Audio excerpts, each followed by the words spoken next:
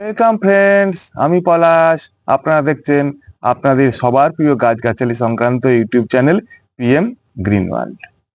বন্ধুরা, ইতিমধ্যেই আপনারা দেখেছেন আমার ছাদ বাগানে বেশ ভালো ভালো বেশ কয়েকটি আনারের ভ্যারাইটি আমি কালেকশন করেছি। তো এই গাছগুলি আমি এখন রিপোর্ট করব। অলরেডি আমি কয়েকটা গাছ রিপোর্ট করে দিয়েছি এবং একটি গাছ মাত্র আমি রেখেছি। এসটি হলো অস্ট্রেলিয়ান আনার। আপনারা অনেকেই জানেন যে আনারটি কত ভালো জাতের আনার। তো এ প্রসঙ্গে বিস্তারিত আমি পরের ভিডিওতে আনবো। তো এ প্রসঙ্গে একটা কথা বলে রাখি বন্ধুরা, যে আমাদের লোকাল যেসব আনারের ভ্যারাইটিগুলি নার্সারিতে পাওয়া যাচ্ছে সেগুলির দাম 30 থেকে 50 টাকার ভেতরে। তো এগুলির পেছনে না ছুটে আপনারা আপনাদের ছাদ বাগানকে ভরিয়ে তুলতে বা ছাদ বাগানকে পুরো ফুলে ফলে ভরিয়ে তুলতে এই ভালো ভালো জাতগুলি আপনারা সংগ্রহ করুন। তো এই জাতগুলি তো আগের ভিডিওতে বলেছি, তো আজকে আর বলছি না। এটি হলো অস্ট্রেলিয়ান। লোকাল ভ্যারাইটিগুলি কিন্তু আমি রোপণ করেছিলাম, ফলও পেয়েছি, কিন্তু তার দানা, মিষ্টতা, রস কোনোটাই আমাকে সন্তুষ্ট করতে পারেন। সেই জন্যে ভালো ভালো ভ্যারাইটিগুলি যেগুলি আমাদের এখানে গ্রো হচ্ছে এবং ভালো ফল হচ্ছে সেগুলি আমি কালেকশন করেছি। এবং এই গাছগুলিতে শুধু কালেকশন করলেই হবে না, সঠিকভাবে পটিং করতে হবে, অর্থাৎ সয়েল মিডিয়া তৈরি করে পটিং করতে হবে। আর এর সয়েল মিডিয়া একটু অন্যরকম, অন্য গাছের তুলনায়। তো বন্ধুরা, এই গাছ আপনারা জানেন যে খুবই একটু হাংরি ট্রি, অর্থাৎ খুব খাবার খেতে ভালোবাসে। অতএব এই গাছকে আমি কিছু খাবার দিয়ে বসাবো, তাতে অসুবিধা হওয়ার কোনো কথা নেই। তো তার জন্য আমি বন্ধুরা কি করেছি, আমি 60% গার্ডেন সয়েল নিয়ে নিয়েছি।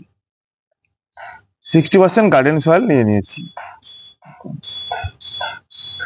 আর নিয়েছি বন্ধুরা কি, 35%-এর মতো আমি ভার্মি কম্পোস্ট নিয়েছি।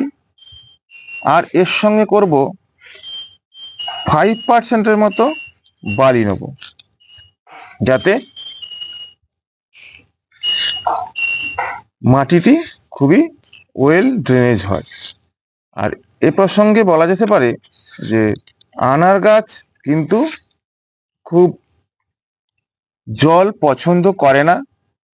জল পছন্দ করে কিন্তু গোড়ায় জল জমে থাকা পছন্দ করে না। সেই জন্য এই বালি আমি কিছুটা এর সঙ্গে অ্যাড করলাম।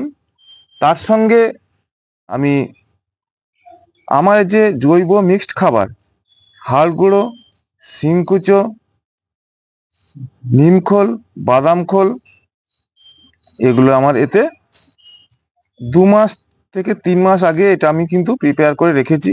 সেটি আমি 1 মুঠোর মতো মিক্সড করব। আর করব অল্প কিছুটা, 1 চামচ বা 10 গ্রামের মতো আমি এতে নিমখোল মিক্সড করছি। যদিও আগে থেকে অল্প নিমখোল দেয়া ছিল, কিন্তু সেটা কিন্তু পর্যাপ্ত ছিল না। আর কি করব বন্ধুরা, তো রুটের গ্রোথের জন্য আমি 1/2 চামচের মতো সুপার ফসফেট নিচ্ছি। আর এতে কি করব, আরো ওয়েল ড্রেনেজ সয়েল করার জন্য আমি একদম অল্প পরিমাণে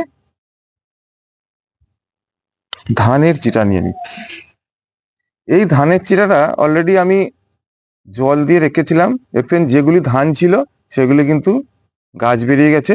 এগুলো এখান থেকে রিমুভ করে দেবো। এইভাবে অল্প পরিমাণে ধানের চিটা নিয়ে নিলাম। এইবার এই মাটিটা আমাকে করতে হবে বন্ধুরা, এর সঙ্গে মাটিতে যদি কোনো নোনা লেগে থাকে বা থেকে থাকে, তার সেটাকে ঠিক করার জন্য আমি 1 চামচের মতো চুন নিয়ে নিলাম। এইবার এই মাটিটাকে ভালো করে মিক্সড করে নিতে হবে, এইভাবে মিক্সড করে নিতে হবে, ভালো করে মিক্সড করে নেবো।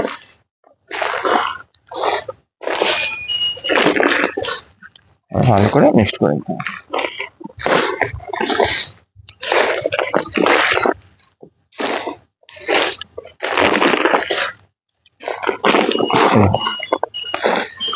এই মাটিতে দেখতে পাচ্ছেন যেমন গুঁড়ো দানাও রয়েছে, সেরকম কিছু বড় দানাও কিন্তু রয়েছে।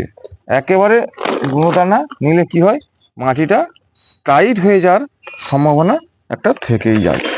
তো সেই জন্যে সাধারণ গার্ডেন সয়েল আপনারা কিন্তু নেবেন এবং তার সঙ্গে এই যে উপাদানগুলো নিলাম এগুলো কিন্তু মিক্সড করে নেবেন। এইবার আমাকে কি করতে হবে না, আমাকে টবটাকে ড্রেনেজ ব্যবস্থা ঠিক করে এতে গাছ বসাতে হবে। তো সেই জন্য আমি নিয়ে নিচ্ছি এই যে খোলামকুচি একটি, তো এই যে এখানে ড্রেনেজ হোল রয়েছে, ড্রেনেজ হোলটাকে আরো ইজি করার জন্য বা এখানে গ্যাপ থাকার জন্য আমি কিন্তু তার আগে বালির কিছু গাভেলস বা বালির কচা নিয়ে নিলাম। এইবার বন্ধুরা কি করব, এই ড্রেনেজ হোলের আমি খোলামকুচিটা দিয়ে দিলাম। এইবার আমাকে করতে হবে সেটা কিছু বালির গাভেলস দিয়ে দেবো। তো ড্রেনেজ হোল বা ড্রেনেজ ব্যবস্থা আপনি যত ভালো করতে পারবেন তত কিন্তু আপনার আনারের গাছ সুস্থ থাকবে। তার সঙ্গে আমি কি দেবো, কিছুটা ধানের চিটা দিয়ে দিলাম, একটা লেয়ার ধানের চিটা দিয়ে দিলাম। এই গাছগুলো থাকলেও কোনো অসুবিধে নেই, কারণ এত ভেতর থেকে গাছ কিন্তু আর বের হবে না। তো এর উপরে কি দেবো, এর উপরে দেবো কিছুটা কনস্ট্রাকশনের লাল বালি, কনস্ট্রাকশনের লাল বালি। একটা লেয়ার হয়ে গেল। আর একটা লেয়ার করব, আবার দেবো এতে বালির গাবেলস, বালির গাবেলস আবার দেবো।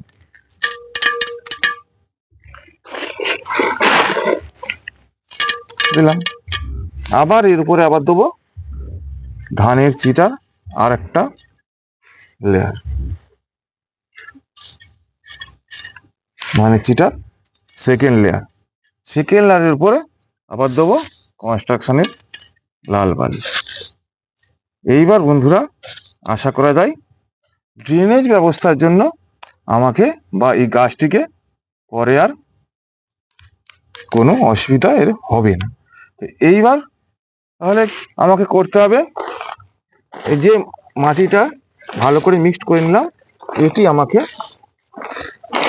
কিছুটা মিক্সার আমাকে এর মধ্যে ভরে দিতে হবে। এইভাবে ভরে দিলাম।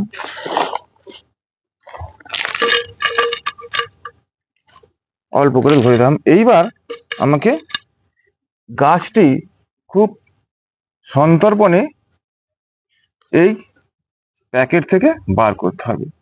যদি ইজিভাবে বার করা যায় আপনারা প্যাকেটটিকে সেভ করে বাঁচাতে পারেন, না হলে কিন্তু এটা কেটে বার করবেন।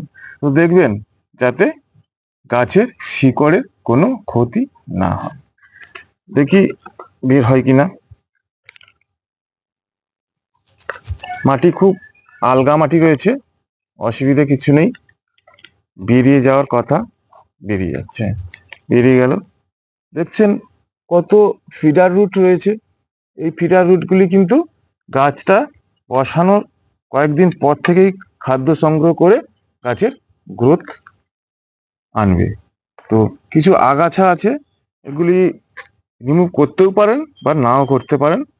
তো দেখবেন রিমুভ করতে গিয়ে যেন মাটি, রুটবলের মাটি ভেঙে না যায়। এইভাবে বসিয়ে দেবো। এবার বসিয়ে দেওয়ার পর দেখতে পাচ্ছি প্রায় এখনো 2.5 ইঞ্চির মতো গ্যাপ রয়েছে, এটি আর একটু উঠতে চাচ্ছে, আর একটু উঠতে যাচ্ছে, ব্যাস আরো 1/2 ইঞ্চির মতো দিয়ে দিলাম। এবার 2 ইঞ্চি গ্যাপ রয়েছে, এখান থেকে আমি কিন্তু যতটা মাটি রুট বল রয়েছে ওর থেকে আরো হাফ ইঞ্চি উপরে মাটি দেবো। এইবার আপনাকে লক্ষ্য রাখতে হবে যেন গাছটি একদম মিডিল বরাবর বা মাঝ বরাবর এটি বসে। তো এইভাবে চারিপাশে মাটি দিয়ে দেবো।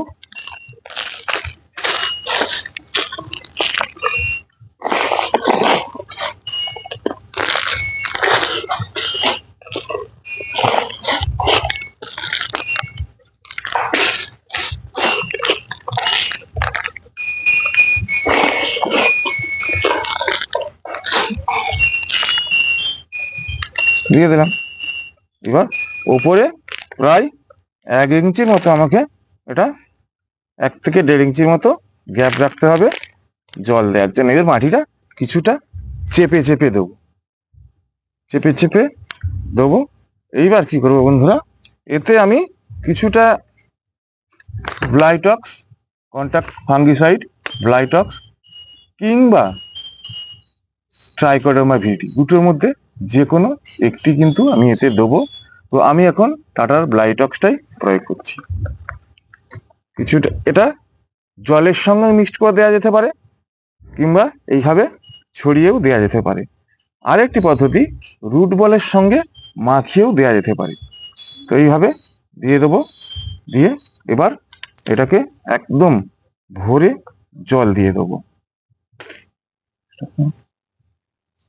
এইভাবে জল নিয়ে একদম কানায় কানায় জল ভরে দেবো এবং জল দেওয়ার আগে হাতটা সাপোর্ট দিয়ে করবো, নাহলে কিন্তু মাটিতে গর্ত হয়ে যাবে। তো এমনভাবে জল দিতে হবে জলটা যেন একেবারে পুরোটা ড্রেনেজ হয়ে নিচে দিয়ে বেরিয়ে যায় বা একদম উপরে কোনো রকম জল জমে না থাকতে পারে বা না থাকে। এইভাবে একদম ভরে জল দিয়ে দেবে।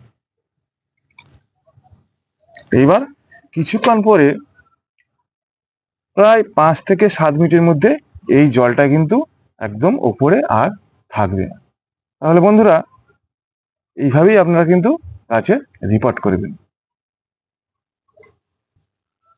বন্ধুরা দেখলেন, বলেছিলাম কি 5 থেকে 7 মিনিটের মধ্যেই এই 1.5 লিটার জল, 1.5 লিটার জল দিয়েছি, এটা 1 লিটার প্লাস হাফ 1.5 লিটার জল দিয়েছি, এটা অ্যাবজর্ব করে বেরিয়ে যাবে বা সম্পূর্ণটা এইখান থেকে উপর থেকে রিমুভ হয়ে যাবে। তো 5 থেকে 7 মিনিট কিন্তু লাগলো না, এটা 2.5 থেকে 3 মিনিটের মধ্যেই ওই কাজটি হয়ে গেল। তাহলে বন্ধুরা তাহলে বুঝতে পারলেন যে মাটিটা বা এই সয়েলটা কত ভালো ওয়েল ড্রেনেজ সয়েল হয়েছে। তো এইভাবেই ওয়েল ড্রেনেজ সয়েল তৈরি করে আপনারা কিন্তু আপনাদের ভালো ভালো প্রজাতির যেসব আনারের গাছগুলি রয়েছে সেগুলি পটিং করুন এবং পরপর এতে স্টেপ বাই স্টেপ আপনারা কিন্তু এর পরিচর্যা করুন, যেগুলি আমি আপনাদেরকে পরের ভিডিওতে জানাবো। তাহলে যদি আমার এই ভিডিওটি অর্থাৎ আনার গাছের পটিং সিস্টেমের ভিডিওটি যদি ভালো লেগে থাকে কাইন্ডলি একটি করে লাইক করবেন এবং যারা যারা আমার চ্যানেলটিকে সাবস্ক্রাইব করেননি কাইন্ডলি সাবস্ক্রাইব করে আমার পাশে থাকবেন। নমস্কার।